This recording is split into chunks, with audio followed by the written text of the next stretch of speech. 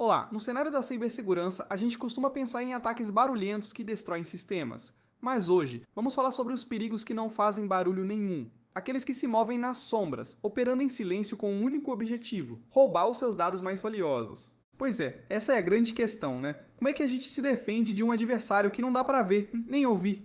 Nessa análise, a gente vai mergulhar fundo na tecnologia, por trás dessas ferramentas de espionagem e, principalmente, entender como elas funcionam, para só então aprender a se proteger de verdade.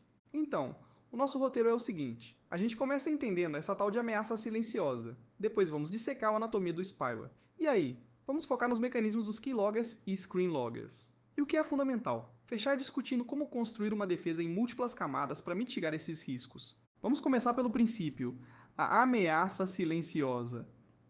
Para a gente construir qualquer tipo de defesa eficaz, primeiro é preciso entender como esses malwares entram e operam. Esse conhecimento é a base de tudo, a fundação para proteger a integridade dos dados, tanto na vida pessoal quanto nas organizações. E para começar essa análise, vamos falar da categoria principal por trás dessas ameaças: o spyware. E olha, isso não é um vírus comum, tá? É uma classe bem sofisticada de malware, com um propósito muito específico, né? Diferente de um vírus, que o objetivo dele é corromper arquivos, o grande lance do spyware é a discrição, a furtividade. Ele se instala nas camadas mais profundas do sistema, esconde os próprios processos e tenta usar o mínimo de recursos possível. Tudo para não ser detectado.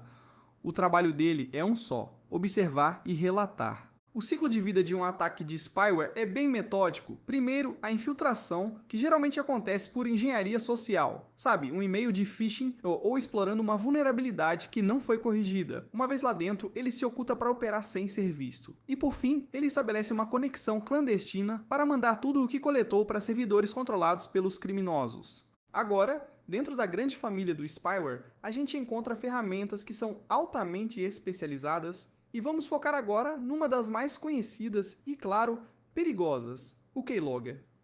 O propósito do keylogger é único e extremamente poderoso: monitorar e registrar absolutamente tudo o que é digitado. Cada tecla pressionada é capturada, desde senhas e números de cartão de crédito até mensagens confidenciais. Agora, o que é realmente interessante aqui é que essa ameaça vem em duas formas. A gente tem o keylogger de software, que se aloja no sistema operacional e intercepta os dados lá no nível da API, ou do kernel. Mas também existem os de hardware, que são dispositivos físicos, tipo um adaptador USB que fica entre o teclado e o computador. Esses são totalmente independentes do sistema e, por isso, completamente invisíveis para um antivírus. Só uma inspeção física para achar. Pois é, segurança da informação é um jogo constante de gato e rato. Para cada nova defesa que a gente cria, uma nova tática de ataque surge. E é exatamente nesse ponto da história que entram os screenloggers. Para combater os keyloggers, muitas instituições, principalmente bancos, adotaram os teclados virtuais. A ideia é que a digitação seja feita com cliques do mouse, o que não gera um registro no teclado físico. Uma defesa bem inteligente, sem dúvida,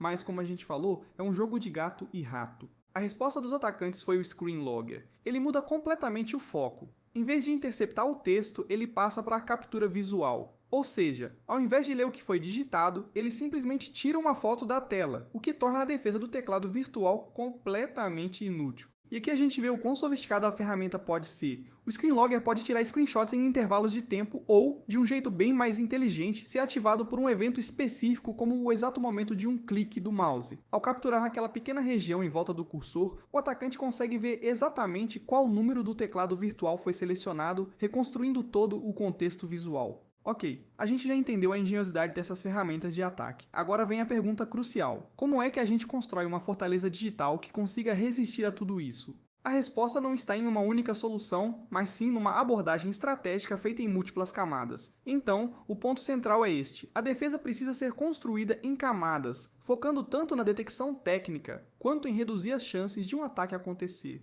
Cada camada funciona como uma barreira adicional contra o invasor, e os pilares dessa defesa são os seguintes. Primeiro, soluções de EDR, que monitoram o tempo todo os dispositivos em busca de comportamentos suspeitos. Segundo, a autenticação multifator, o famoso MFA, que torna uma senha roubada por si só inútil. Terceiro, um gerenciamento de patches rigoroso para fechar as brechas que servem de porta de entrada. E por fim, o uso de gerenciadores de senhas, que preenchem os dados automaticamente, evitando a digitação ou os cliques que poderiam ser capturados por esses malwares. Bom, E com isso a gente chega à conclusão da nossa análise. Entender a mecânica por trás dessas ferramentas de monitoramento cibernético é simplesmente essencial para a gente construir uma postura digital mais segura e resiliente. E no fim das contas, a tecnologia de defesa é vital, claro, mas a conscientização, o ato de aplicar continuamente boas práticas, representa a camada de segurança mais eficaz de todas, a camada humana. A vigilância informada é, e sempre será, a nossa defesa final. Muito obrigado pela atenção.